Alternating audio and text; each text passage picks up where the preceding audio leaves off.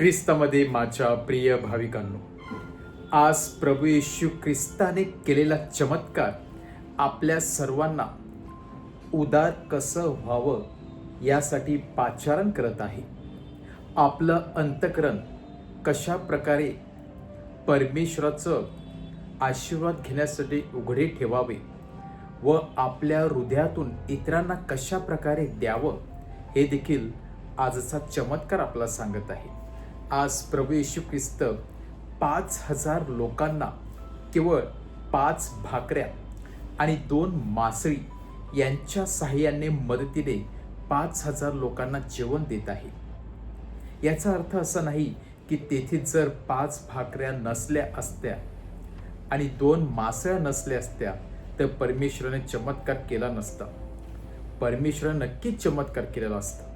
परंतु आज प्रभू येशू ख्रिस्त जेव्हा चमत्कार करत आहे तेव्हा तो कुठल्या तरी गोष्टीची किंवा कुठल्या तरी वस्तूंचा वापर करत आहे.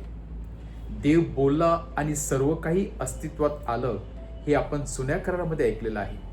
तेव्हा परमेश्वराला कुठल्याही गोष्टीची गरज नव्हती.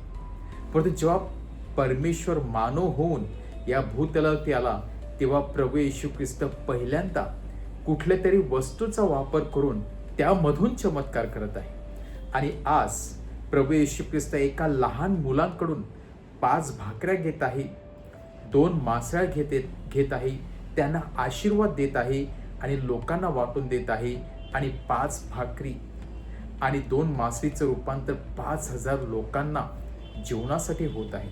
हा मोठा चमत्कार तेथे प्रभू येशू ख्रिस्त करतो. परंतु या चमत्कारामध्ये प्रभू येशू ख्रिस्ताचा जरी 100% वाटा असला तरी काही हातभार काही लोकांनी लावलं. ते म्हणजे तो लहान मुलगा ज्याने आपल्या हातामध्ये 5 भाकऱ्या आलेल्या होत्या, 2 मासळी आलेली होती. नक्कीच हा मुलगा फार दूरवरून आला असेल, आपल्या कुटुंबासमवेत आलेला असेल. वाटेवरती आपला काही खायला मिळालं नाही म्हणून या 5 भाकरीचा वापर होईल याची नक्कीच त्याने दखल घेतली असेल. परंतु आज तो ते 5 भाकऱ्या लपवून ठेवत नाही. तर त्याला कळते की खरोखरच लोक भुकेलेले होते, तहानलेले होते. प्रभू येशू ख्रिस्ताला काहीची तरी गरज होती.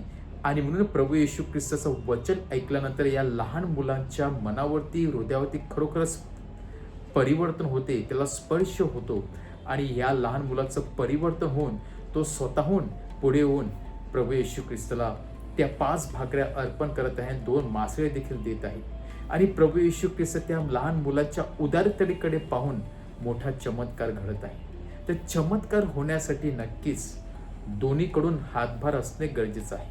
परमेश्वर नक्कीच चमत्कार करण्यासाठी तयार असतो.